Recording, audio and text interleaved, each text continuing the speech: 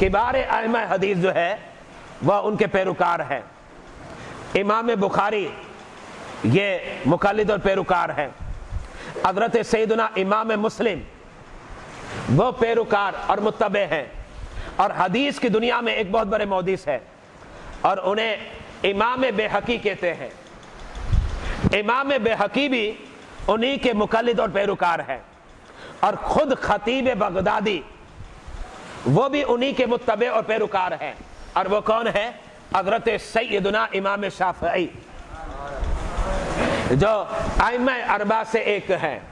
حضرت امام شافعی کا اب عمل میں آپ کے سامنے پیش کرتا ہوں، اور اتفاق ہے خطیب بغدادی نے اسے بھی لکھا ہے، تاریخ بغداد کے اندر یہ بھی وہاں موجود ہے۔ اس کے علاوہ اجلہ اکابر علماء نے اپنی اپنی کتابوں میں اس بات کو ذکر کیا ہے۔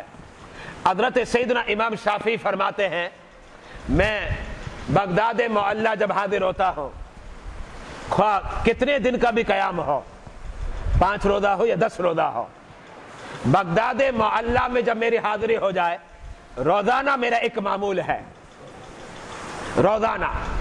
اچھا، اب وہ معمول کیا ہے؟ حضرت سیدنا امام شافعی فرماتے ہیں، اجیء الی قبرہ فی کل یوم، فرمایا امام اعظم ابو حنیفہ کے مزار پر روزانہ حاضری دیتا ہوں۔ یہاں چند باتیں قابل توجہ ہے۔ پہلی بات تو یہ ہے، امام شافعی مزار پر حاضری دے رہے ہیں، پہلی بات تو یہ ثابت ہو گئی۔ لیکن دوسری بات یہ ہے، جب یہ بات ہم پیش کرتے ہیں تو بڑے فخری انداز میں پیش کرنے کا دل ہوتا ہے۔ آپ کہیں گے کیوں؟ اس لیے کہ ہمیں فخر ہے کہ اتنا بڑا امام کہ ان کے مزار پر فیض لٹنے آ رہا ہے، ہمارے امام کے مزار پر آ رہا ہے۔ ہم حنفی ہے نا، ہم حنفی ہے کہ قد عبر امام جو ہے فیضان اور برکات کو لٹنے کے لیے کہاں آ رہا ہے؟ امام اعظم ابو حنیفہ کے مزار پر انوار پر آتا ہے۔ اب پوچھئے حضرت سیدنا امام شافعی سے، آپ امام اعظم کے مزار پر حاضری کیوں دیتے ہیں اور وہ بھی روزانہ؟ تو پھر حضرت سیدنا امام شافعی کیا فرماتے ہیں؟ انی لاتبرک بابی حنیفہ، فرمایا مزار پر حاضری اس لیے دیتا ہوں تاکہ ابو حنیفہ کی برکتیں مل جائیں۔ یہاں ایک اور بات بھی پیش کرنا چاہ رہا ہوں، اس بات کو بھی سماعت فرمائے گا۔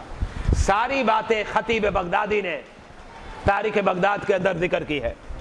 اس کے علاوہ مزید حوالے بھی میں پیش کر سکتا ہوں۔